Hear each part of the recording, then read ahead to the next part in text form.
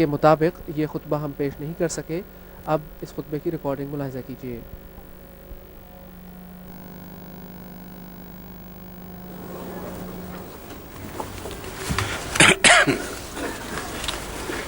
اشہد ان لا الہ الا اللہ وحدہ لا شریک لہ واشہد ان محمدا عبدہ ورسولہ. اما بعد فاعوذ باللہ من الشیطان الرجیم. بسم اللہ الرحمن الرحیم. الحمد للہ رب العالمین الرحمن الرحیم مالک یوم الدین. ایاک نعبد و ایاک نستعین. اہدنا الصراط المستقیم صراط الذین انعمت علیہم غیر المغضوب علیہم ولا الضالین.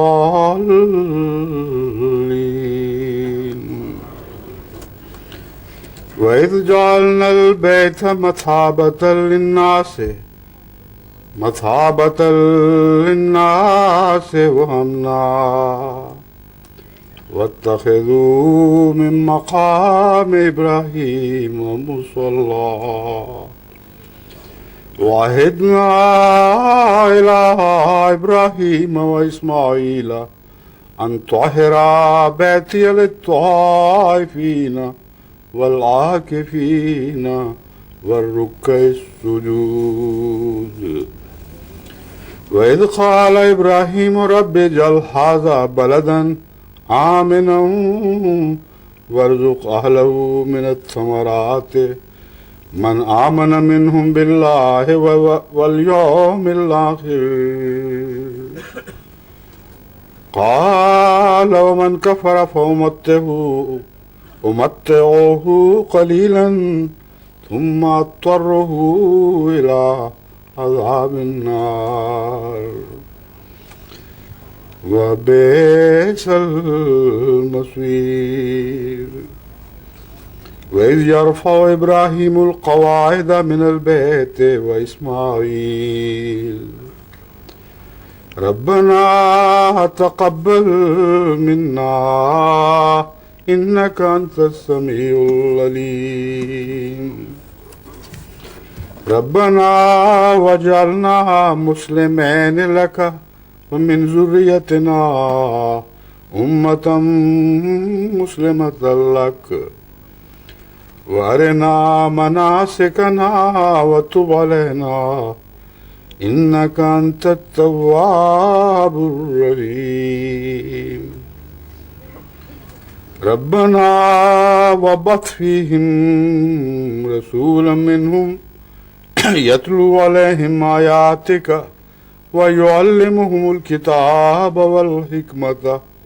ويزكيهم إنك أنت العزيز الحكيم. قرآن کریم کی یہ آیات جن کی میں نے تلاوت کی ہے سورہ البقرہ 126 تا 130 ہیں. ان میں جو منظر زندہ کیا گیا ہے یہ وہی منظر ہے جو ہمیشہ زندہ رہنے کے لائق تھا، یعنی خانہ کعبہ کی تعمیر نو کا منظر، جسے حضرت اقدس ابراہیم علیہ السلام اور ان کے بیٹے اسماعیل نے دونوں نے مل کر اثر نو تعمیر کیا تھا. قرآن کریم فرماتا ہے وَإِذْ جَعَلْنَا الْبَيْتَ مَثَابَةً لِلنَّاسِ وَأَمْنًا، اور وہ وقت جب کہ ہم نے اس گھر کو جو خانہ کعبہ ہے اس کو لوگوں کے لیے بار بار لوٹ کے آنے کی اور امن کی جگہ بنایا، اور ابراہیم کا جو مقام اور مرتبہ ہے اسی کو اپنا مصلی بناؤ، اسی کے مطابق عبادت کیا کرو۔ وَعَهِدْنَا إِلَىٰ إِبْرَاهِيمَ وَإِسْمَاعِيلَ، اور ہم نے ابراہیم اور اسماعیل کو تاکیدی نصیحت فرمائی تھی، ان طہرا بیتی للطائفین والعاکفین والرکع السجود، کہ میرے گھر کو طواف کرنے والوں کے لیے اور اعتکاف بیٹھنے والوں کے لیے اور رکوع اور سجدہ کرنے والوں کے لیے دونوں مل کر پاک صاف بناؤ اور پاک صاف رکھو۔ وَإِذْ قَالَ إِبْرَاهِيمُ رَبِّ اجْعَلْ هَٰذَا بَلَدًا آمِنًا، اور جب ابراہیم نے کہا کہ اے میرے رب اس جگہ کو ایک امن والے شہر میں تبدیل فرما دے، وَارْزُقْ أَهْلَهُ مِنَ الثَّمَرَاتِ، اور اس کے رہنے والوں کو پھلوں میں سے عطا فرما، یعنی قسم قسم کے پھل عطا فرما، اور ان کو من آمن منہم، ان کو جو ان میں سے ایمان لائیں اللہ پر اور یوم آخر پر۔ قال ومن کفر فأمتعه قلیلا، کہ جو ایمان نہ بھی لائیں گے اور اس جگہ آ کر ٹھہریں گے اور اس شہر کو آباد کریں گے ان کو بھی میں کچھ فائدہ تو ضرور پہنچاؤں گا۔ یعنی حضرت ابراہیم علیہ السلام نے جو دعا مانگی اس سے کچھ بڑھ کر قبول فرمائی۔ جو ایمان لانے والے ہیں ان کی صورت میں بھی بہت بڑھ کر قبول فرمائی،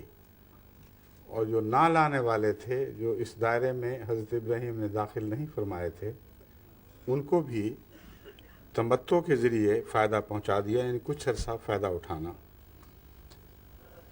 ثم اضطرہ الی عذاب النار، پھر ہر ایسے شخص کو یا گروہ کو میں پھر عذاب نار کی طرف لے جاؤں گا، اسے مجبور کر کے آخر عذاب نار تک پہنچا دوں گا۔ اور بئس المصیر، اور بہت ہی برا انجام ہے۔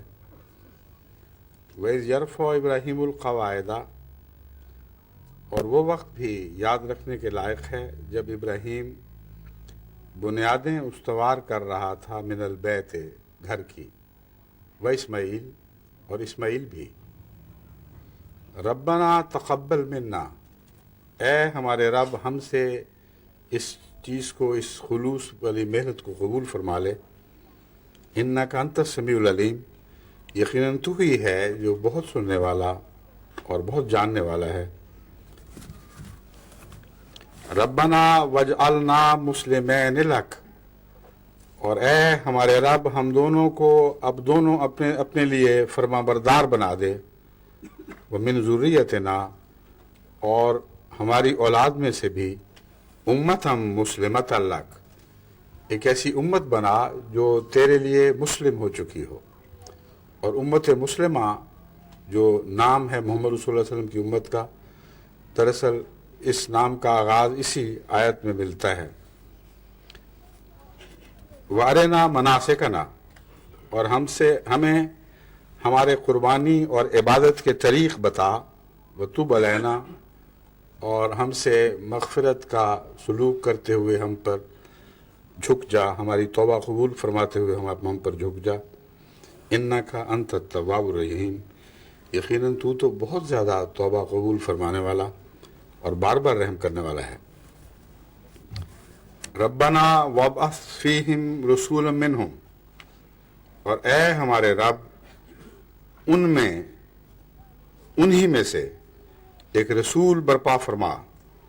یتلو علیہم آیاتک، وہ تیری آیات کی ان پر تلاوت کرے، وَيُعَلِّمُهُمُ الْكِتَابَ وَالْحِكْمَةَ، اور انہیں کتاب کی تعلیم بھی دے اور اس کی حکمت بھی سکھائے، وَيُزَكِّيهِمْ، اور ان کو پاک کرے، اِنَّكَ أَنْتَ الْعَزِيزُ الْحَكِيمُ، یقیناً تو بہت غالب، بزرگی والا اور بہت حکمت والا ہے۔ ان آیات سے متعلق بارہا بات ہو چکی ہے، کئی پہلوؤں سے اس کی تفسیر بھی گزری ہے، لیکن قرآن کریم کے مضامین تو کبھی ختم نہیں ہوتے، اور ایک پہلو پر آج غور ہوا ہے تو کل ایک اور پہلو سامنے ابھر آتا ہے، اور اس پہلو سے جب بھی قرآن کریم کی آیات پر اثر نو غور کیا جائے تو نئے نئے مضامین ابھرتے ہیں۔ لیکن اس تعلق میں تمہید کے طور پر پچھلی باتیں بھی بعض یاد کرانی پڑتی ہیں، کچھ بتانا پڑتا ہے۔ اس پہلو سے میں ان آیات سے متعلق مضامین کو نسبتاً زیادہ کھول کر بیان کرنے کی کوشش کروں گا۔ اذ جعلنا البیت مثابۃ للناس وامنا، وہ وقت جب کہ ہم نے بیت کو لوگوں کے لیے بار بار لوٹ کر آنے کی اور امن کی جگہ بنایا۔ یہ جو آیت کا آغاز ہے یہ بعد والی آیت کے ساتھ بظاہر مطابقت نہیں رکھتا، کیونکہ فرمایا وَإِذْ قَالَ إِبْرَاهِيمُ رَبِّ اجْعَلْ هَٰذَا بَلَدًا آمِنًا۔ ابراہیم نے جو دعا کی تھی اور جہاں خانہ کعبہ کی تعمیر نو کا آغاز فرمایا تھا وہاں تو کچھ بھی نہیں تھا، اس جگہ کا نام رکھنے کے لیے بھی حضرت ابراہیم کو کوئی لفظ نہیں ملا، بلکہ یہ عرض کیا رب اجعل ھذا بلدا آمنا، اے میرے رب، اے ہمارے رب، اس چیز کو جو میرے سامنے کھلا میدان پڑا ہے اسے اپنے فضل اور رحم کے ساتھ ایک امن والا شہر بنا دے۔ پس مثابتاً للناس و امنا کسی بعد میں ہونے والے واقعہ سے تعلق رکھتا ہے، اور یقیناً اس وقت سے تعلق نہیں رکھتا جب حضرت ابراہیم علیہ السلام نے یہ دعا مانگی تھی، کیونکہ دعا کا منظر تو یہ ہے کہ ایک چٹیل لق و دق صحرا سامنے کھلا پڑا ہے، اس میں کچھ بھی نہیں، بے آب و گیا وادی، جہاں اپنے بچے کو اور اپنی زوجہ مبارکہ کو چھوڑ کر چلے گئے تھے، اس جگہ کے متعلق دعا کر رہے ہیں کہ اسے ایک شہر میں تبدیل فرما دے۔ بس آغاز کی آیت یہ بتا رہی ہے کہ ایک دعا جو آنے والی ہے وہ ابراہیم کے حق میں بڑی شان کے ساتھ قبول کر لی گئی تھی۔ بعض دفعہ قبولیت دعا کا ذکر پہلے آ جاتا ہے اور دعا بعد میں آتی ہے، یہ بھی قرآن کریم کی ایک عجیب شان ہے، ایک خاص انداز ہے بتانے کے لیے کہ ایک بہت ہی اہم واقعہ ہونے والا تھا جو ہو گیا ہے، یاد کرو اس بات کو، لیکن اس کے آغاز کی طرف بھی توجہ پھیرو کہ کیسے شروع ہوا تھا۔ جب یہ آیات نازل ہو رہی تھیں اس وقت تو مکہ ایک عظیم الشان شہر میں تبدیل ہو چکا تھا، بار بار لوگوں کے لیے لوٹ کے آنے کی جگہ بن گئی تھی، اور امن کے کچھ تقاضے بھی پورے کر رہا تھا، اگرچہ سارے نہیں، لیکن دراصل پوری شان کے ساتھ یہ آیت حضرت صلی اللہ علیہ وآلہ وسلم پر اور آپ کے بعد ہونے والے واقعات پر چسپاں ہوتی ہے۔ اور جیسا کہ اس مضمون کو ہم آگے بڑھتے ہوئے دیکھیں گے، ان آیات کا آخری خلاصہ یہی نکالا گیا ہے کہ ان دعاؤں کا مرجع اور سب کچھ حضرت محمد مصطفیٰ صلی اللہ علیہ وآلہ وسلم ہی تھے، اور ان کی ذات سے خانہ کعبہ کے جو مسالے وابستہ تھے وہی ہیں جن کی دراصل دعائیں مانگی جا رہی تھیں۔ بس پہلے وہ دعا بتائی وہ جو مقبول ہوئی، اور اس مقبول دعا کے نتیجے میں اس لق و دق صحرا کو ایک عظیم الشان شہر میں تبدیل فرما دیا گیا، اور لیکن ساتھ ہی یہ نصیحت فرمائی ہے وَاتَّخِذُوا مِن مَقَامِ إِبْرَاهِيمَ مُصَلًّى، ابراہیم کا مرتبہ ہے اور خدا کے حضور اس کی عاجزی کا ایک مقام ہے، وہی دراصل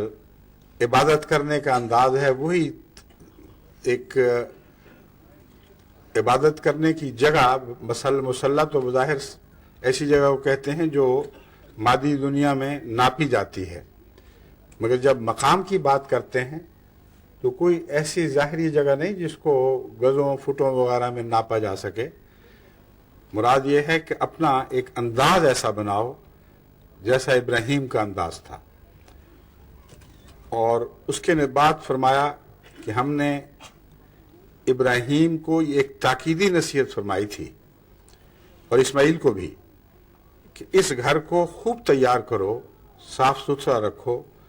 کیونکہ طائفین اور عاکفین اور رکع سجود یہاں آنے والے ہیں۔ میرے نزدیک اس کا بھی اول اطلاق حضرت اقدس محمد مصطفیٰ صلی اللہ علیہ وآلہ وسلم کے زمانے پر ہوتا ہے۔ اس کی وجہ یہ ہے کہ اگرچہ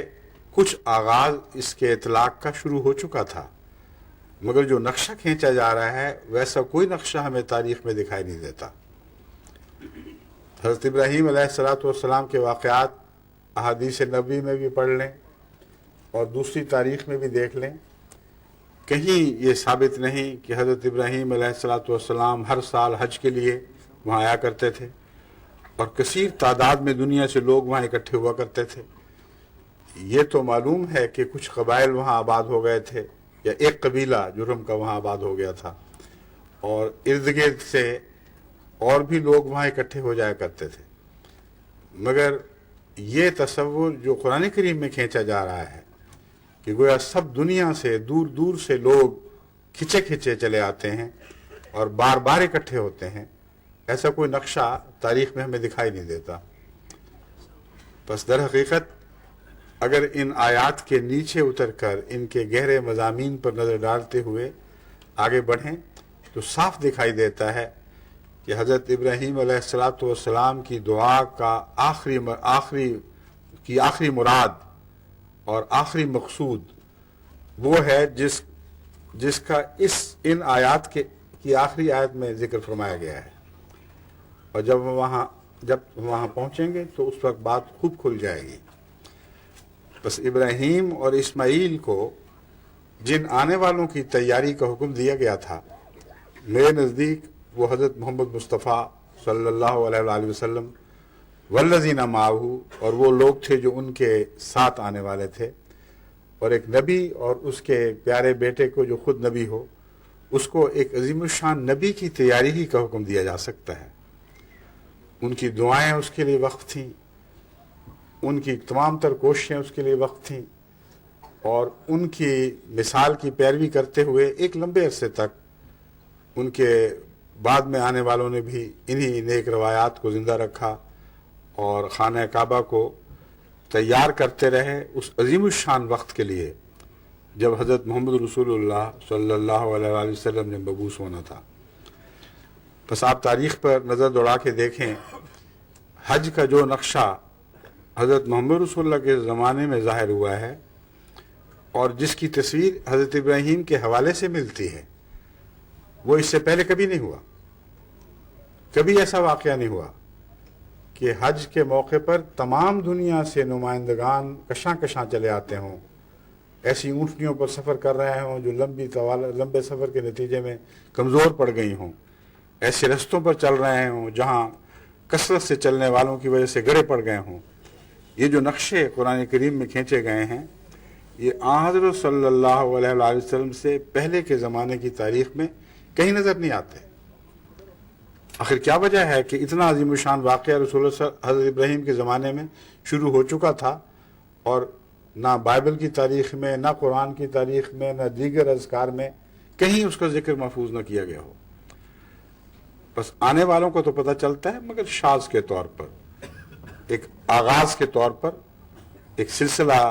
جاری کیا گیا ہے، مگر وہ بھی دراصل آغاز نہیں تھا، آغاز اس سے بہت پہلے ہو چکا تھا۔ امر واقعہ یہ ہے کہ حج کی بنیاد اس وقت ڈالی گئی ہے جب یہ خانہ کعبہ تعمیر ہوا ہے، اور حضرت ابن عربی کی ایک کشف بھی یہ بتاتا ہے کہ اس عمارت کو، جسے بیت العتیق کہا جاتا ہے، انسان کی تہذیبی تاریخ سے ایک نسبت ہے، ایک گہرا تعلق ہے، اور حقیقت میں یہ وہ گھر ہے جس نے سب سے پہلے انسانیت کو گھر بنانا سکھایا تھا۔ اولا بیتن فرمایا گیا ہے، اولا مسجد نہیں فرمایا گیا، اولا بیت للناس فرمایا گیا ہے، اور یہاں باوجود اس کے کہ بیت اللہ ہے، خدا کی طرف نسبت نہیں پھیری گئی۔ یعنی بنی نوع انسان کو تہذیب سکھانے، ان کے اعلیٰ مقاصد سے ان کو آگاہ کرنے کے لیے، اس کی تربیت دینے کے لیے، ان مقاصد کے لیے تیار کرنے کے لیے جو سب سے پہلا گھر دنیا میں قائم کیا گیا ہے وہ بیت اللہ تھا. اور اس وقت اس کی غرض بنی نوع انسان کو تہذیب کی ایک لامتناہی مسلسل آگے بڑھنے والے سفر پر روانہ کرنا تھا. سویلائزیشن کا آغاز اس گھر سے ہوا ہے. اولا بیت ہے یہ. اس سے پہلے غاروں میں لوگ بستے تھے، مگر یہ گھر بنانا اس گھر سے سیکھا ہے جو خدا نے اپنی عبادت کی خاطر انہوں نے بنا کر دکھایا اور ان کو بتایا کہ یہ تہذیب ہے، اب غاروں سے باہر آؤ اور سطح عرض پر بسنا سیکھو. بس تہذیب کے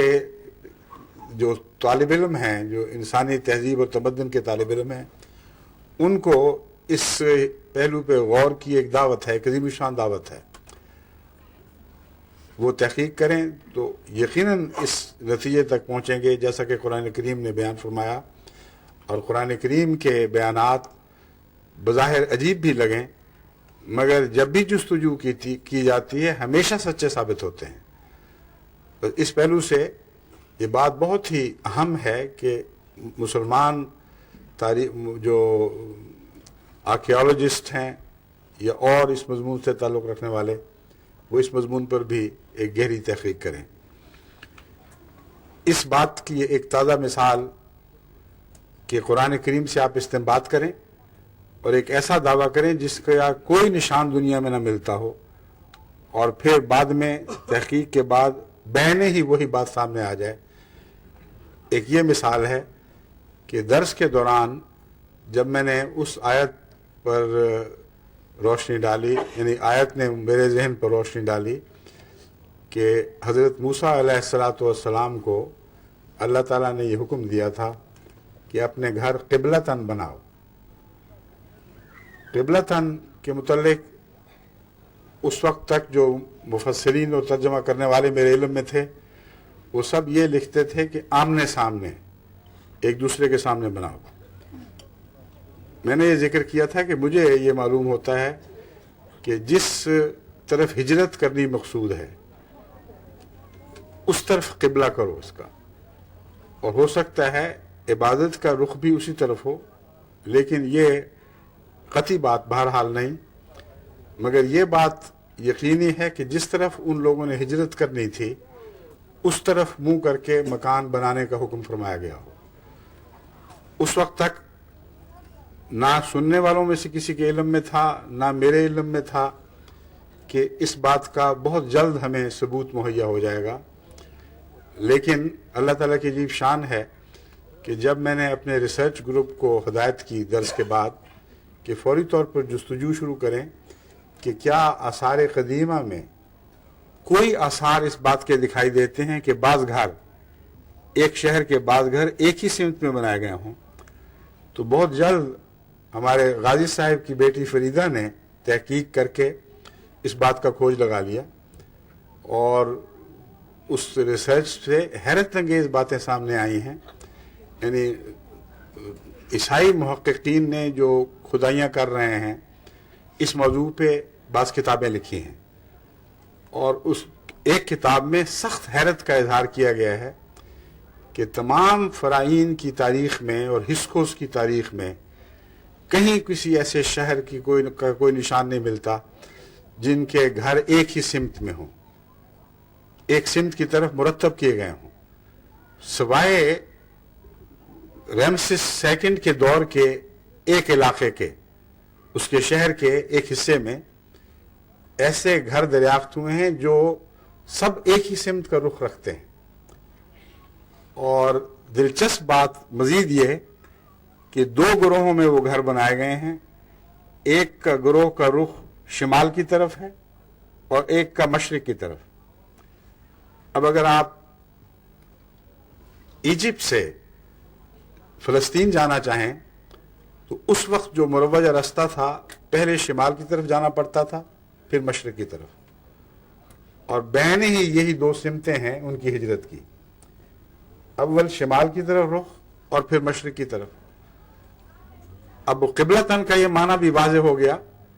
اور اس حیرت انگیز طریق پر یہ نشان ملا ہے کہ دریافت کرنے والے جن کو قرآنی تعلیم کا کوئی علم ہی نہیں ہے وہ ورطہ حیرت میں ڈوبے پڑے ہوئے کہ آخر کیا گزری اس وقت، کیا واقعہ ہوا کہ اچانک رمسیس ثانی کے دور میں ایک چھوٹا سا شہر ایسا بنایا گیا جس کے مکانات ایک ہی اس طرف رخ کیے ہوئے تھے۔ بس قرآن کریم کے اندر ایسے حیرت انگیز حقائق مدفون ہیں جن پر دنیا کی نظر نہیں، اور بے شمار ہیں جو آئندہ وقت میں اپنے وقت پر ظاہر ہوں گے۔ تو انہی حقائق میں سے ایک یہ حقیقت ہے جس کی طرف میں چاہتا ہوں کہ تحقیق کی جائے، جس سلسلے میں کہ سب سے پہلے انسانیت کو تہذیب سکھانے کے لیے، اس کو سویلائزیشن عطا کرنے کے لیے جو پہلا گھر عطا کیا گیا تھا وہ کون سا گھر تھا، اور قرآن کریم نے جب للناس کا طریق اختیار کرتے ہوئے اس گھر کے مضمون کو وسعت عطا فرما دی، تمام بنی نوع انسان کے فائدے کے لیے بھی بنایا، اور بیتن کے لحاظ سے پہلا گھر بتایا، پہلا بیت اللہ نہیں بلکہ پہلا گھر۔ تو میں یہ سمجھتا ہوں کہ تحقیق ضرور اس بات کا انکشاف کرے گی کہ انسانی تہذیب سکھانے میں بھی الہام کا دخل ہے اور تقدیر الہی کا دخل ہے۔ از خود انسان نے تہذیبی سفر کا آغاز نہیں کیا، بلکہ اسے ایک نمونہ عطا کیا گیا ہے، جس نمونے کے پر چلتے ہوئے اس نے بالآخر وہ تہذیبی سفر اختیار کیا جو باہر دنیا میں دنیا کی سطح پر رہنے سے شروع ہوتا ہے۔ اگر یہ سفر شروع نہ ہوتا تو انسان کی ترقی آج سے بہت پہلے، ہزاروں سال پہلے تک جا کے کھڑی ہو جاتی۔ بس یہ جو قرآن کریم کا انداز ہے کہ عام بیان میں کہیں نہ کہیں کوئی ہلکا سا اشارہ فرما دیتا ہے،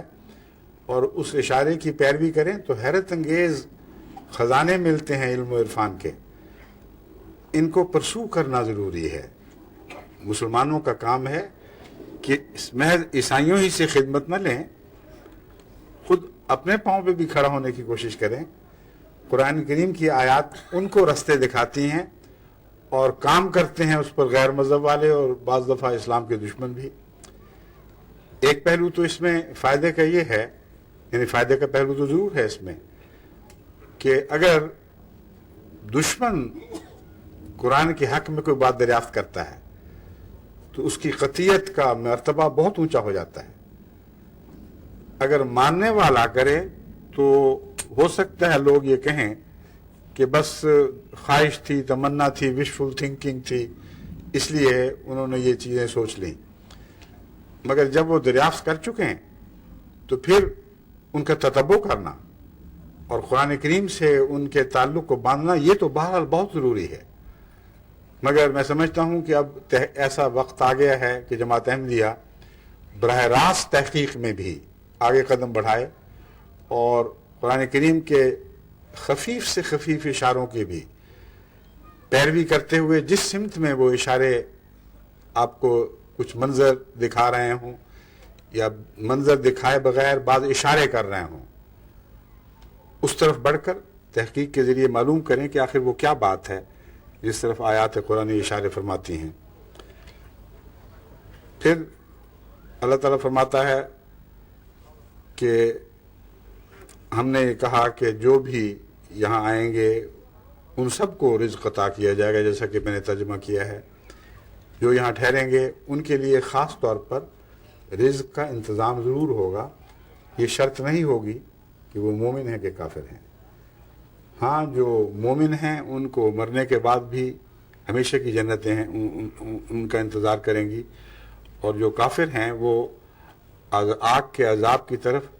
زبردستی لوٹائے جائیں گے، کھینچ کر لے جائے جائیں گے۔ اب اس کے بعد وہ دعا شروع ہوتی ہے، وَإِذْ يَرْفَعُ إِبْرَاهِيمُ الْقَوَاعِدَ مِنَ الْبَيْتِ وَإِسْمَاعِيلُ۔ دیکھ لیں، اِذْ جَعَلْنَا الْبَيْتَ مَثَابَةً لِلنَّاسِ وَأَمْنًا کا پہلے ذکر ہے۔ پورا شہر آباد، کثرت سے لوگ آ رہے ہیں اور ابھی بنیادیں ڈالی نہیں گئیں۔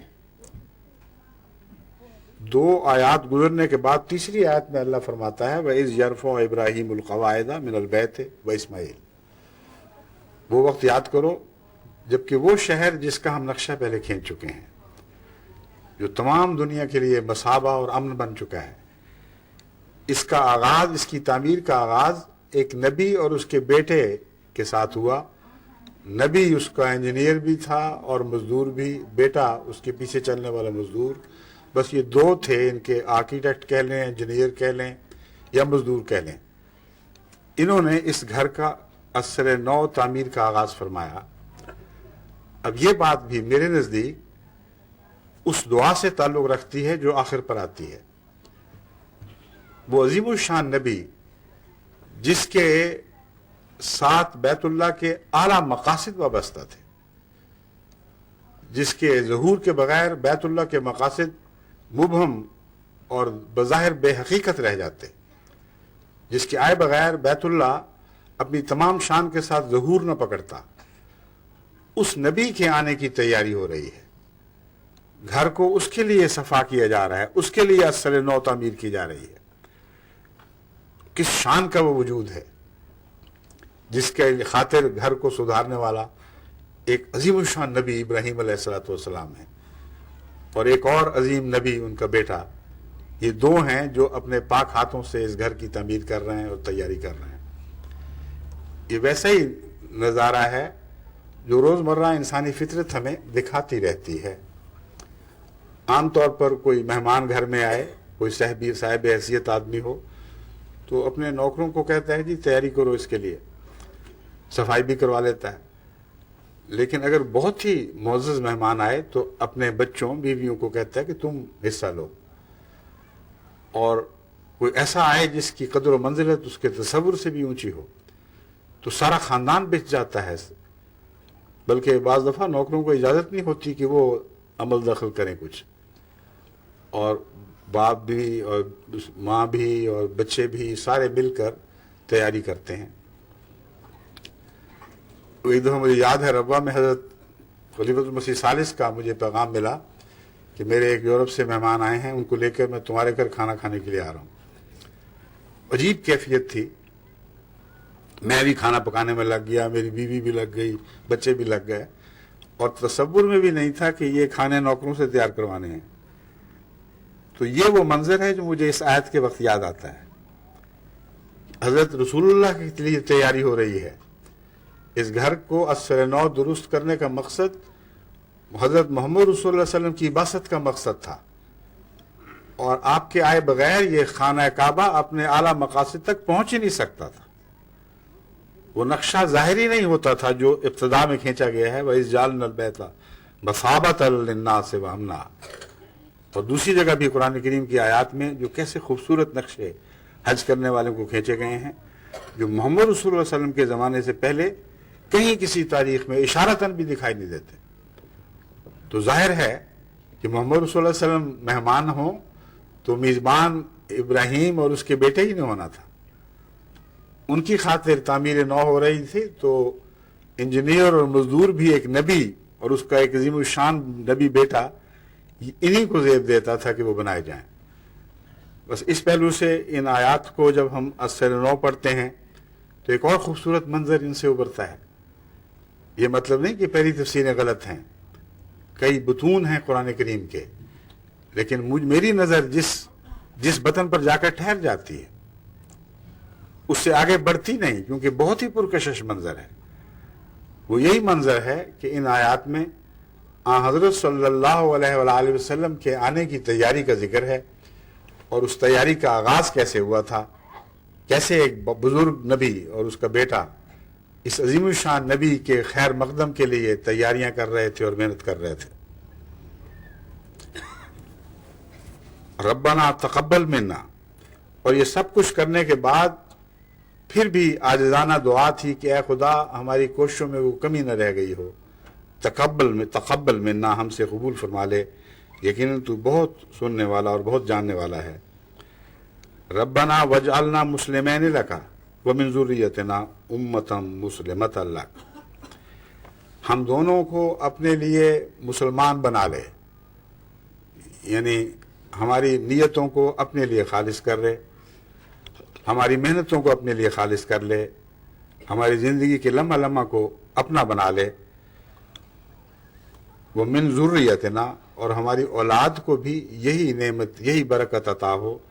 یہی امتیاز عطا ہو کہ وہ خدا کے لیے ہو چکے ہوں۔ وہ ارنا مناسکنا وتب علینا، ہمیں ہمارے عبادت کے طریق اور قربان گاہیں دکھا، کیسے قربانیاں کی جاتی ہیں، کیسے عبادت کی جاتی ہے۔ اس دعا کے ساتھ ہی دوسری دعا یہ حضرت ابراہیم نے کی، وتب علینا، اس راہ میں کمزوریاں ہو سکتی ہیں، تو سکھائے ہم سیکھنے والے ہوں لیکن حق ادا نہ کر سکتے ہوں، تو تب علینا، ہم سے نرمی، رحمت اور شفقت کا سلوک فرمانا،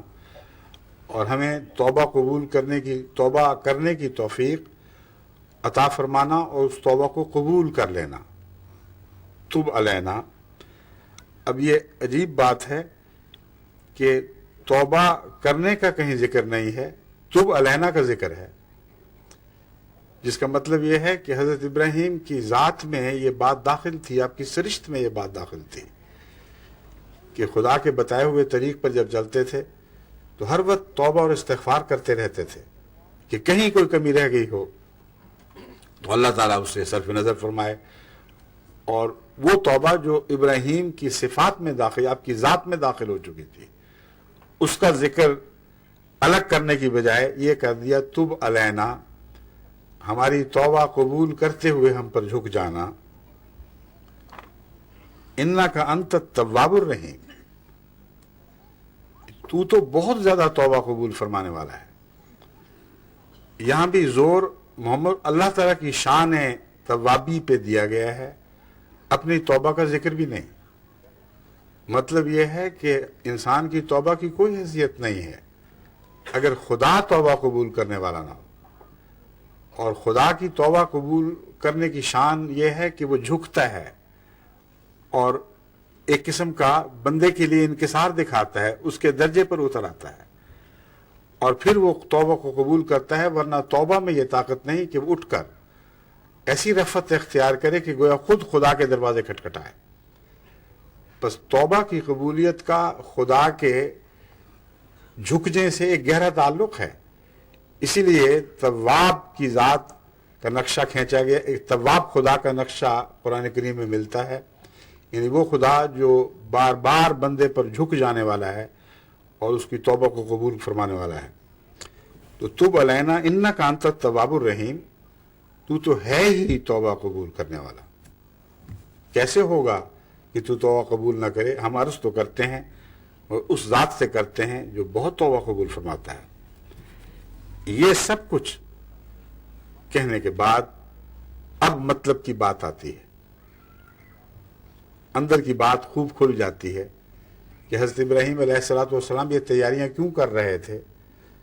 کیا مقصد تھا ان سب باتوں کا، ان سب دعاؤں کا بالآخر مقصود کیا تھا؟ ربنا وابعث فیہم رسولا منہم، ابراہیم جو رسول بنائے گئے تھے، جسے ابو الانبیاء بھی کہا گیا، وہ کہتے ہیں کہ اصل رسول تو بعد میں آنے والا ہے، وہ رسول جس کا میری اولاد میں سے ہونے کا وعدہ فرمایا گیا ہے، بس اے میرے آقا وہ رسول مبعوث فرما دینا جس کے بعد پھر سارے کام اسی کے سپرد ہوں گے، پھر تمام گزشتہ انبیاء تاریخ کی کہانیاں بن جائیں گے، ذکر خیر تو چلے گا مگر بنی نوع انسان کے مسالے میں ان کا کوئی دخل نہیں رہے گا، بس وہ آخری رسول مبعوث فرما جس کی ذات میں سب رسالتیں ہیں، جس کے قدموں سے تمام تر فیض ہمیشہ کے لیے وابستہ ہو چکے ہوں گے، وہ رسول فرما جس کے نتیجے میں یہ گھر واقعتاً للناس بن جائے گا اور تمام بنی نوع انسان کے مقاصد اور مسالے اس گھر سے وابستہ ہو جائیں گے، وہ رسول مبعوث فرما جس کے بعد اس گھر میں تمام دنیا سے، کونے کونے سے، کالے اور گورے، سرخ اور زرد، مشرقی اور مغربی، شمالی اور جنوبی، کشاں کشاں ہر سال کھینچے چلے آئیں گے، وہ مساوتاً ہوگا اور امن کی جگہ ہوگی، وہ رسول فرما مبعوث فرما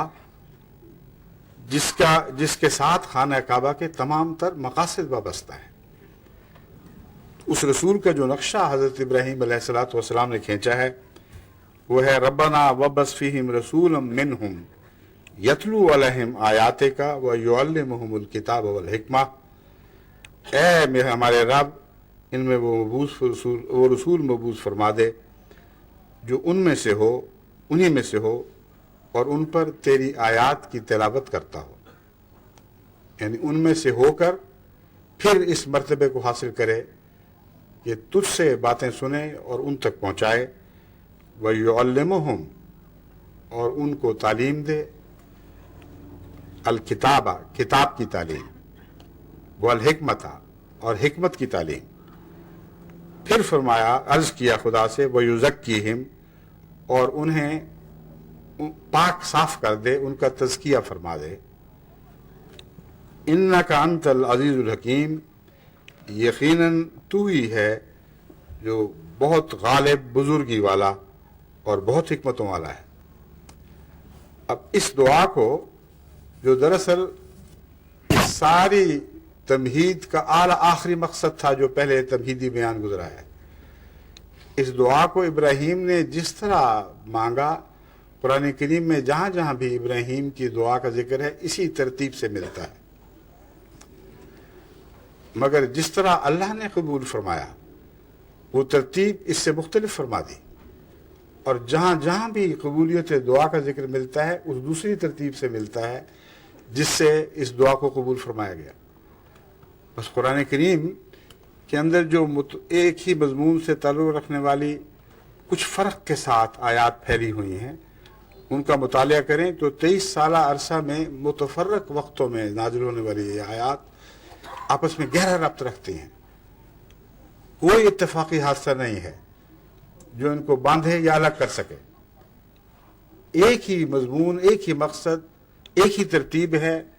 جو مسلسل قرآن کریم میں آپ کو ان ایسی آیات سے وابستہ دکھائی دیتی ہے، اور ان کو آپس میں اگر سمجھ کر پڑھیں تو سب آیات اس مضمون سے تعلق رکھنے والی مربوط ہو جاتی ہیں۔ بس ان دو باتوں میں آپ قرآن کریم کی فصاحت و بلاغت کو حیرت انگیز طور پر عظیم الشان پائیں گے، اعلیٰ مرتبہ تک پہنچا ہوا دیکھیں گے کہ جہاں بھی ابراہیم کی دعا کا ذکر ہے مختلف اوقات میں نازل ہونے والی آیات ہیں، مگر دعا میں جو مانگا گیا اس کی ترتیب وہی ہے جو بندے نے مانگی تھی، یعنی ابراہیم خدا کے بندے نے۔ اور جب دعا قبول فرمانے کا ذکر ہے تو اس کی ترتیب وہی ہے جو سب سے بہتر قبول کرنے والے نے جس رنگ میں قبول فرمائی، اور اس ترتیب میں کوئی اتفاقی تبدیلی واقعہ نہیں ہوتی۔ چنانچہ جب ابراہیم علیہ السلام نے یہ کہا ربنا تقبل منا، تو ساتھ کہا انک انت السمیع العلیم، تو قبول فرما لے، تو سننے والا ہے اور قبول کرتا ہے، لیکن علیم بھی ہے، یعنی جانتا ہے کہ کون سا انداز قبول کا زیادہ بہتر ہے۔ بس بسا اوقات ایک انسان ایک عاجزانہ دعا کرتا ہے، اس میں کچھ خامیاں رہ جاتی ہیں، کچھ باتیں ذہن میں نہیں آتی اور انسان کی دعا مکمل نہیں ہوتی، کسی پہلو سے اس میں رکھنا رہ جاتا ہے۔ مگر اللہ جب قبول فرماتا ہے تو ان فروگزاشتوں سے قطع نظر کرتے ہوئے کامل طور پر انہیں اس دعا کو قبول فرماتا ہے۔ یہ اس کی ایک عظیم مثال ہے۔ 4 باتیں تھیں، رسول مبعوث فرما، انہی میں سے ہو، یتلو علیہم، ان پر تیری آیات کی تلاوت کرنے والا ہو، تعلیم کتاب دینے والا، تعلیم حکمت دینے والا، اور تزکیہ کرنے والا۔ جب یہ دعا قبول ہوئی تو اس کا ذکر سورہ جمعہ میں ان الفاظ میں ملتا ہے، هو الذی بعث فی الامیین رسولا منہم، وہی اللہ ہے، وہی ذات ہے جس نے انہی میں سے جو امی لوگ تھے عرب کے یا تمام دنیا کے امی لوگ، یعنی محمد رسول اللہ علیہ وسلم کی بعثت سے پہلے سب دنیا امی ہی تھی، روحانی علوم سے بے بہرا اور کلیتاً جہالت کی حالت میں زندگی بسر کرنے والی. تو امیین کے لفظ کو اگر عالمی تصور دیں، جیسا کہ محمد رسول اللہ علیہ وسلم کی شان کا تقاضا ہے، کیونکہ آپ عربوں میں سے مبعوث ہو کر دنیا کی طرف نہیں بھیجے گئے، باوجود اس کے کیا پرب تھے، آپ تمام بنی نوع انسان میں سے ہوتے ہوئے ان کی امی حالتوں کو تبدیل کرنے کے لیے انہی میں سے کھڑے ہوئے، اور آیات الہی کی برکت سے آپ نے ایک عالمی انقلاب برپا کیا. اس لیے امی کا محدود معنی کرنا اگرچہ ایک پہلو سے درست ہے کہ رسول اللہ صلی اللہ علیہ وسلم عرب ہی تھے، مگر اگر دوسرے پہلو سے غور کریں کہ قل انی رسول اللہ الیکم جمیعا، قل یا ایھا الناس انی رسول اللہ الیکم جمیعا، تو معلوم ہوتا ہے کہ یہاں امی کا معنی بھی اسی نسبت سے تمام عالم کے انسانوں کو پیش نظر رکھتے ہوئے کرنا چاہیے. یعنی وہ وقت جب کہ تمام دنیا کی حالت امیین کی تھی، سب ہی جاہل تھے، اس وقت ایک ایسا رسول ہم نے مبعوث فرمایا. وَبَعَثَ فِي الْأُمِّيِّينَ رَسُولًا، وہ خدا جس نے رسول کو امیین میں سے مبعوث فرمایا،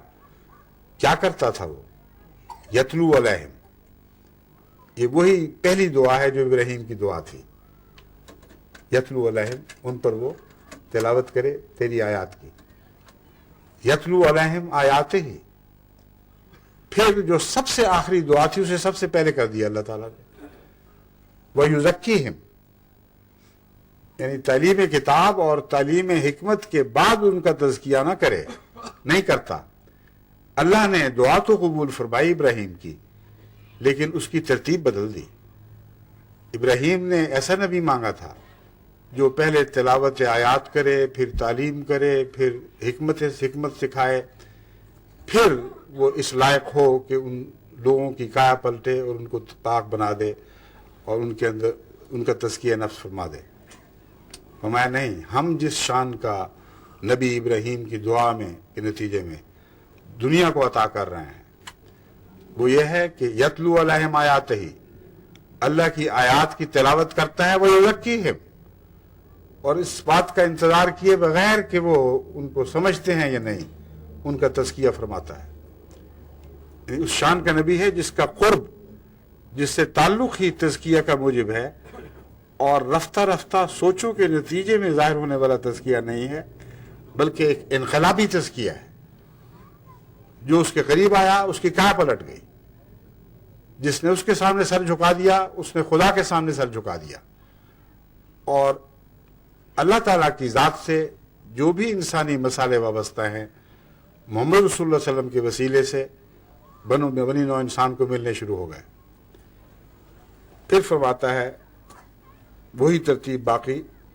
کہ تعلیم کتاب بھی فرمائے اور حکمت بھی. وَيُزَكِّيهِمْ إِنَّكَ أَنْتَ الْعَزِيزُ الْحَكِيمُ. یعنی سورہ جمعہ میں جو ترتیب ہے وہ یہ ہے کہ پھر خدا تعالیٰ نے وہ رسول بھیجا جو تزکیہ فرماتا ہے اور تعلیم کتاب دیتا ہے، حکمت کی تعلیم دیتا ہے. اور یہ وہ رسول ہے جس کے آنے سے یہ اعلیٰ مقاصد پورے ہوئے. بظاہر بات یہاں ختم ہو گئی، مقاصد پورے ہو گئے، مگر ابراہیم کی دعا سے بڑھ کر ایک اور انعام کا بھی اللہ ذکر فرما رہا ہے. اور جیسا کہ میں نے بیان کیا تھا، عجیب خدا کی شان ہے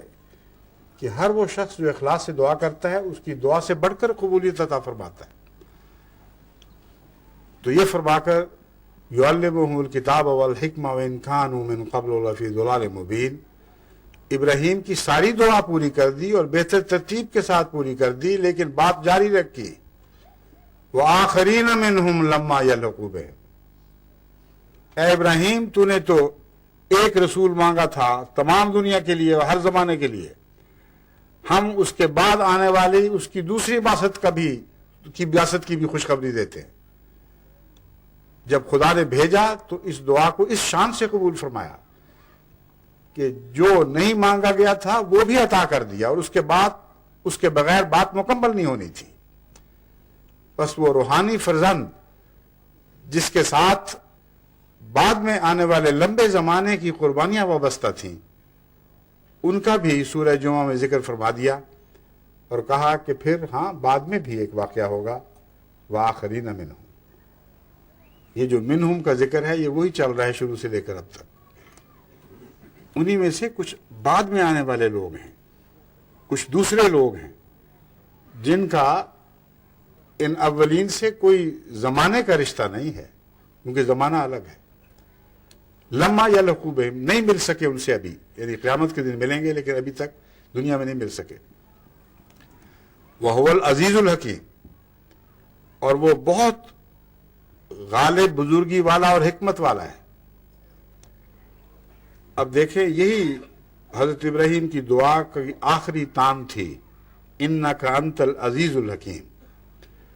تجھ سے میں دعا تو کرتا ہوں لیکن تو غالب بزرگی والا ہے اور بہت حکمت والا ہے، اس لیے توقع ہے کہ تو اس دعا کو بڑی شان کے ساتھ قبول فرمائے گا، جو تجھے زیب دیتی ہے، نہ کہ مانگنے والے کو. بس مانگنے والے سے بڑھ کر عطا کرنے والے کی شان کے ساتھ، جو عزیز اور حکیم کی شان ہے، اس شان سے قبول فرمائے گا. بس قرآن کریم نے جہاں آخرین کا ذکر فرمایا اور حضرت محمد رسول اللہ علیہ وسلم کی دوسری بعثت کا ذکر فرمایا، اس حصے کو انہی خدا تعالیٰ کی دو صفات کے ساتھ مہر بند فرمایا ہے. فرماتا ہے وآخرین منہم لما یلحقوا بہم وہو العزیز الحکیم. وہ ابھی تک نہیں ملے لیکن اللہ عزیز ہے، غالب، حکمت اور بزرگی والا، غالب ہے اور بزرگی والا ہے، عزت والا ہے اور غلبے والا ہے اور مقتدر ہے. یہ سارے معنی لفظ عزیز میں داخل ہے. والحکیم، اور بہت حکمتوں والا ہے. بس سوال یہ ہے کہ یہ جو خوشخبری قرآن کریم نے دی ہے، ظاہر ہے ابراہیم کی دعا سے اس کا تعلق تھا، تو پھر وہ اسماعیل کا اس میں کیا کردار ہوا؟ میں اس آیت کی اس رنگ میں تشریح کرتے ہوئے جب یہاں تک پہنچا تو مجھ پر یہ مضمون کھلا کہ دراصل حضرت اقدس محمد رسول اللہ کو ایک اسماعیل کی خوشخبری بھی دے دی گئی ہے. اس میں ابراہیم کا جو آخری بلند تر مرتبہ تھا وہ حضرت محمد رسول اللہ صلی اللہ علیہ وسلم کی شان میں ظاہر ہوا ہے. اور جیسے ایک اسماعیل حضرت ابراہیم کو عطا ہوا تھا، اسی طرح ایک روحانی فرزند حضرت اقدس محمد رسول اللہ کو بھی عطا ہونا تھا. اور یہ وہی روحانی فرزند ہے جس کا آخرین منہم لما یلحقوا بہم میں ذکر فرمایا گیا ہے، جس کا مطلب یہ ہے کہ وہ قربانیوں کا دور جس کا آغاز ابراہیم اور اسماعیل نے مل کر کیا، وہ آئندہ زمانوں میں دو ادوار میں پھیل جانا تھا. ایک اول ابراہیمی دور، یعنی حضرت محمد رسول اللہ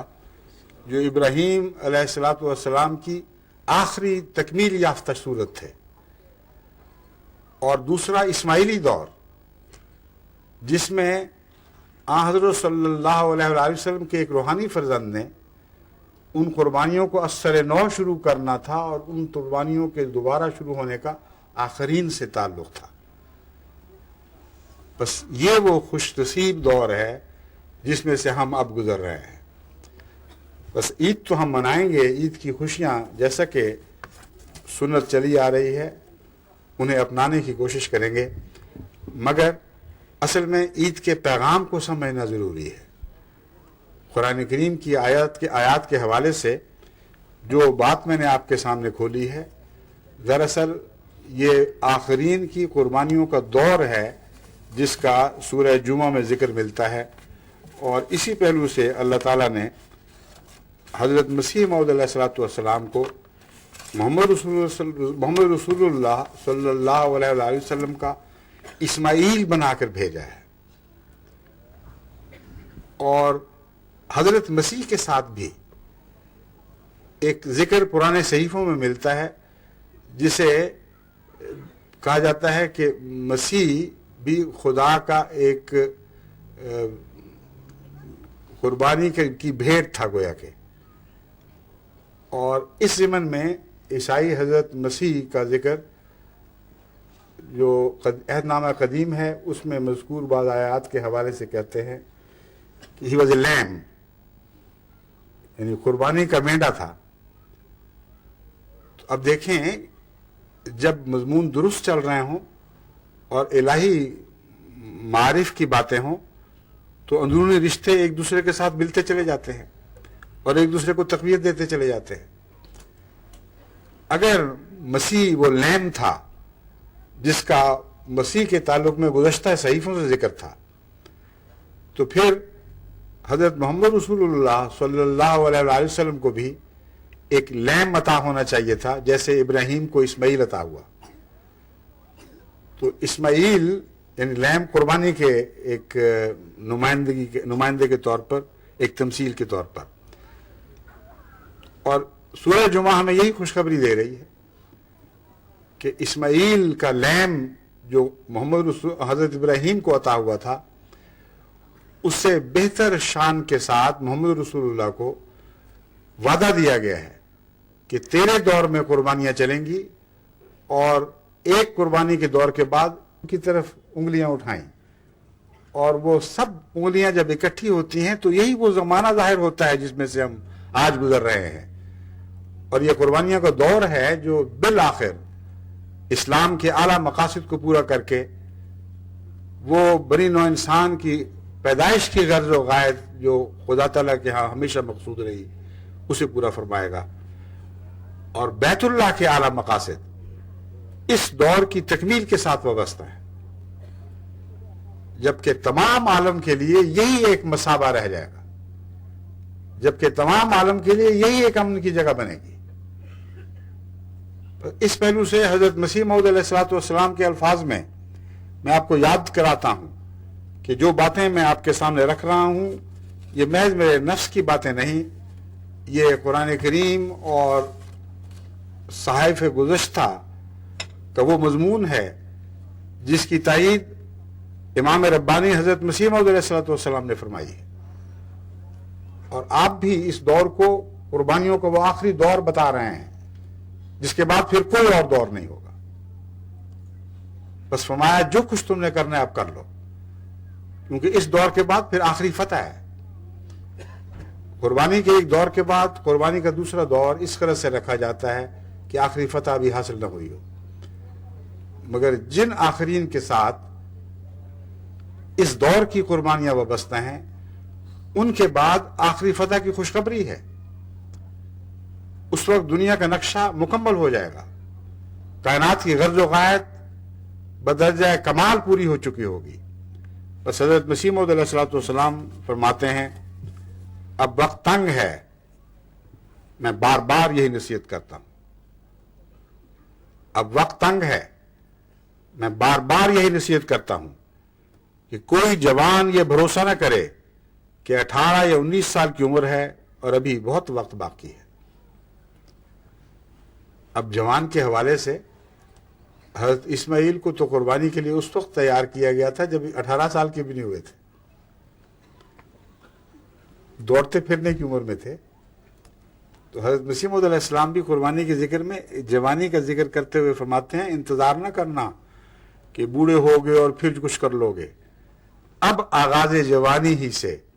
تم سمجھو کہ قربانیوں کا وقت آ پہنچا ہے. کوئی جوان یہ بھروسہ نہ کرے کہ 18 یا 19 سال کی عمر ہے اور ابھی بہت وقت باقی ہے، تندرست اپنی تندرستی اور صحت پر ناز نہ کرے. اسی طرح اور کوئی شخص جو عمدہ حالت رکھتا ہے وہ اپنی وجاہت پر بھروسہ نہ کرے. زمانہ انقلاب میں ہے، یہ آخری زمانہ ہے. اللہ تعالیٰ صادق اور کاذب کو آزمانا چاہتا ہے. اس وقت صدق کو صفا کے دکھانے کا وقت ہے اور آخری موقع دیا گیا ہے. یہ وقت پھر ہاتھ نہ آئے گا، اس لیے صدق اور خدمت کا یہ آخری موقع ہے جو نوع انسان کو دیا گیا ہے. نوع انسان کا آخری موقع ہے. اور وہ جو مضمون تھا خانہ کعبہ للناس بنایا گیا ہے، محمد رسول اللہ علیہ وسلم کو تمام جہان انسانوں کا رسول بنا کے بھیجا گیا ہے، جس پر سب چیزیں اکٹھی ہو رہی تھیں. مثابت للناس و امنا، وہ گھر بن گیا، دوبارہ تعمیر ہوئی، جس میں سب دنیا کے لوگوں نے بار بار اکٹھے ہونا تھا. جس کے ساتھ دنیا کا امن وابستہ ہے۔ اب یہ جو امن وابستہ ہے اس کا محض یہ مطلب نہیں ہے کہ جو وہاں پہنچے گا اس کو مارنی پڑے گی، اس کو سزا نہیں ملے گی، بلکہ تمام دنیا کا امن اس خانہ کعبہ کے مقاصد سے وابستہ ہو چکا ہے۔ جب تک بنی نوع انسان خانہ کعبہ کے مقاصد کی طرف توجہ نہیں کرتی، جب تک تمام دنیا کے تصورات کا محور یہ گھر نہیں بن جاتا، اس وقت تک دنیا کو امن نصیب نہیں ہو سکتا۔ بس بار بار لوٹو اپنی اصلاح کے لیے، اپنی اندرونی حالتیں تبدیل کرنے کے لیے، اپنے تصورات میں بھی ان اعلیٰ مقاصد کی طرف لوٹو، اور اپنے جسموں کو لیتے ہوئے بھی کشاں اس کی طرف چلے آؤ۔ جب یہ مضمون مکمل ہوگا تو اس کے ساتھ دنیا کا امن وابستہ ہے۔ یہ پیغام ہے، اور مبارک ہیں وہ جن کو اس امن کے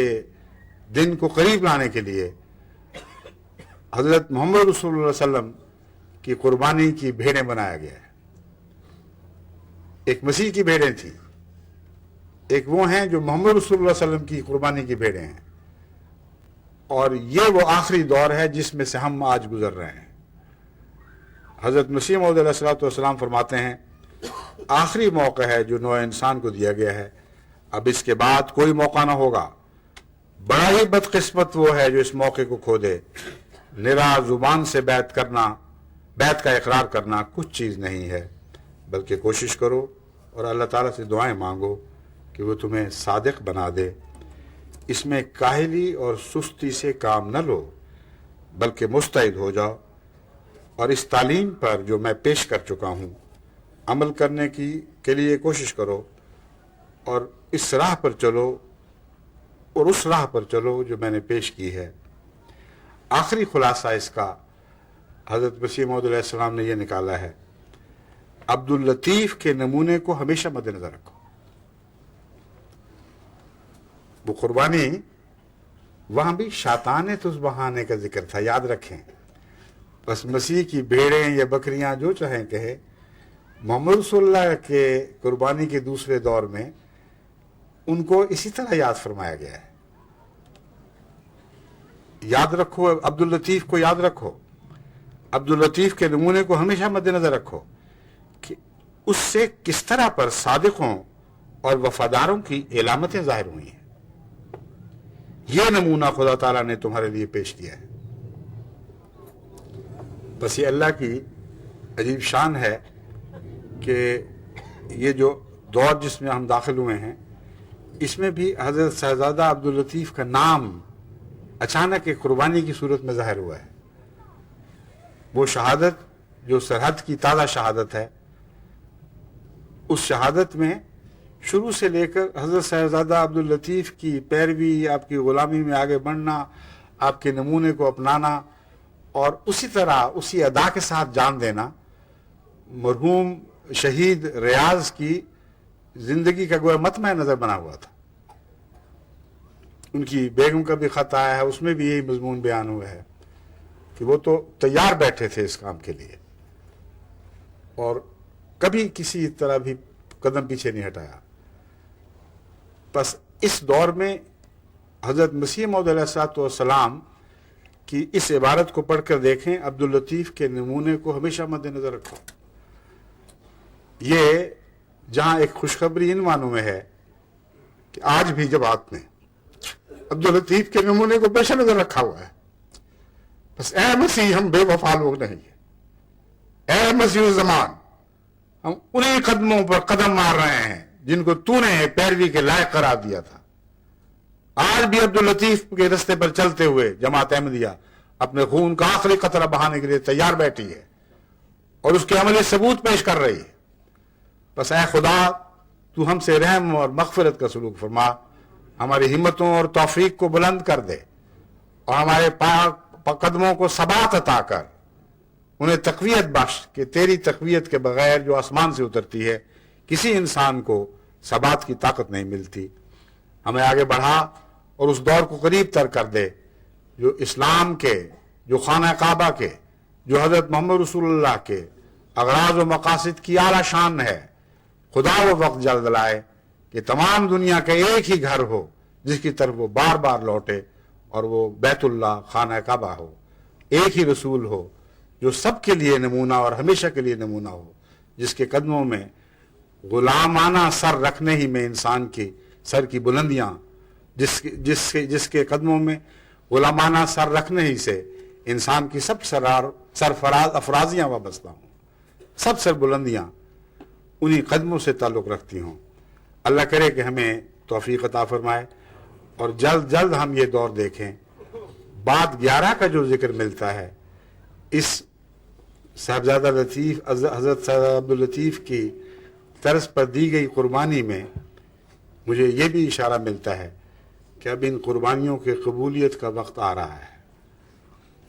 کچھ لوگ سزا پائیں گے، اللہ ان پر رحم فرمائے اور اللہ انہیں پاک دلی کی توفیق بخشے، اور کچھ خدا تعالیٰ کی فتوحات بڑی شان کے ساتھ ظاہر ہوں گی۔ کب ہوں گی اور کس طرح ہوں گی وہ بہتر جانتا ہے، مگر بعد 11 ہجرت کے 11 سال کے بعد میں کامل یقین رکھتا ہوں کہ جو بھی تبدیلیاں رونما ہوں گی بظاہر آپ کو اجنبی بھی دکھائی دیں، ناپسندیدہ بھی نظر آئیں، بالآخر اس آخری فتح پر منتج ہوں گی جس کا وعدہ ہم سے کیا جا چکا ہے، اور کوئی نہیں جو اس وعدے کو ٹال سکے۔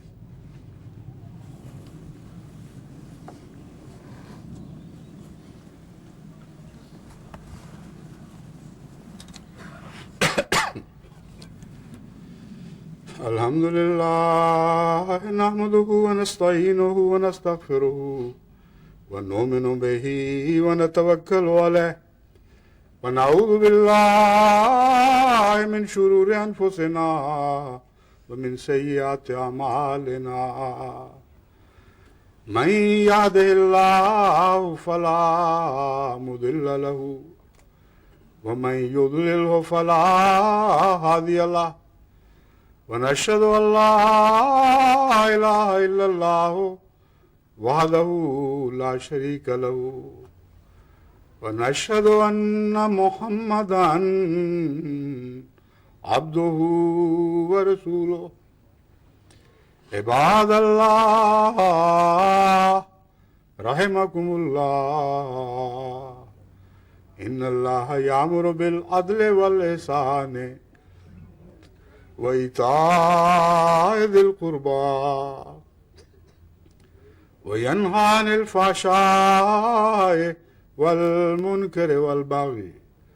يعظكم لعلكم تذكرون اذكروا الله يذكركم وادعوه يستجب لكم وَلَذِكْرُ اللَّهِ أَكْبَرُ۔ آئیے اب دعا کرا لیتے ہیں۔ حسب سابق اسیران راہ مولا کو ہمیشہ اپنی دعاؤں میں یاد رکھیں، اور شہیدان راہ مولا کو بھی۔ وہ اسیر جو اللہ کے فضل کے ساتھ اسی کے عطا کردہ خوشخبریوں سے رہائی پا کر آج ہم میں ہیں، وہ بھی دعاؤں کے مستقل ہمیشہ محتاج ہیں، پہلے بھی تھے اب بھی ہیں۔ اللہ تعالیٰ جس جزا کے دور میں ان کو داخل فرما چکا ہے، اللہ کرے یہ دور ہمیشہ آگے سے آگے بڑھتا رہے، اور زیادہ سے زیادہ شان کے ساتھ اللہ تعالیٰ کا ان سے مغفرت اور رحمت اور شفقت کا سلوک ہو، اور ان کی اولادیں بھی آئندہ آنے والوں کے لیے وہ نمونہ بن جائیں کہ جن کو دیکھ کر وہ مزید یقین حاصل کریں کہ خدا کی راہ میں دی گئی قربانیاں کبھی رائے گاہ نہیں جاتی۔ اور وہ شہید جنہوں نے حضرت صاحبزادہ عبداللطیف کی شہادت کی یاد تازہ کر دی، ان کو اور ان کے اہل وعال کے اور ان کے سب عزیزوں کو، سب صبر کرنے والوں کو جو ان کے خاندان سے وابستہ ہیں، اللہ تعالیٰ بہترین جزا عطا فرمائے، اور یہ قربانیاں وقت کے ساتھ ساتھ اس جزا کے مقابل پر بالکل حقیر اور معمولی دکھائی دینے لگیں جو جزا آسمان سے ان کے لیے اترے۔ بس اسی طرح باقی مختلف جو رہین غم ہیں ان کے لیے دعا کریں، آئندہ اللہ تعالیٰ سے صبر اور تقویت مانگنے کے لیے دعا کریں کہ خدا نے جس عظیم دور کے لیے ہمیں چنا ہے، ہم تو ہرگز اس لائق نہیں ہیں۔ اپنے نفس پر غور کریں تو کچھ بھی نہیں پاتے اپنے آپ کو۔ بس خدا کی آنکھ ہی ہے جس نے کچھ دیکھا ہے، جو دیکھا ہے وہ وہی ہے جو اسے نمایاں کر دے، اسے دنیا کو بھی دکھا دے۔ اگر ہم میں کوئی صلاحیت موجود ہے تو خدا نے اسی صلاحیت پر نظر فرماتے ہوئے ہمارا انتخاب فرمایا، لیکن صلاحیت بعض دفعہ ایک معمولی حقیر سے بیج کے طور پر ہوتی ہے۔ خدا کا فضل ہی ہے جو اسے نشو و نما دیتا ہے اور بڑھاتا ہے، اور خدا کی بات سچی ثابت ہوتی ہے۔ بس خدا ہماری قربانیوں میں اور ان کے نتائج میں اپنے اس انتخاب کو سچا ثابت فرما دے۔ یہ خصوصیت سے وہ دعا ہے جس کی طرف میں آج بھی آپ کو توجہ دلاتا ہوں، اور آئندہ بھی آپ کو نصیحت کرتا ہوں کہ اس دعا کو کبھی نہ بھولیں، کیونکہ سب قربانیاں تبھی اپنے مقصد کو حاصل کرتی ہیں جب تواب خدا ان پر جھکتا ہے اور ان کو قبول فرماتا ہے۔ آئیے اب دعا میں شامل ہو جائیں۔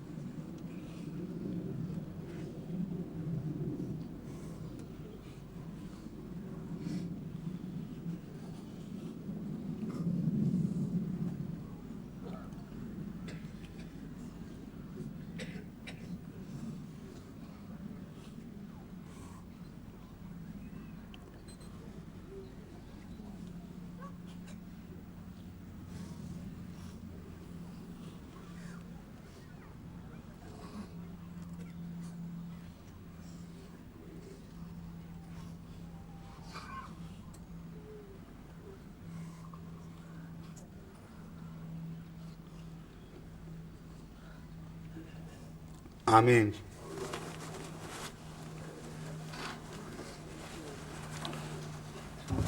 السلام علیکم ورحمۃ اللہ، عید مبارک سب کو۔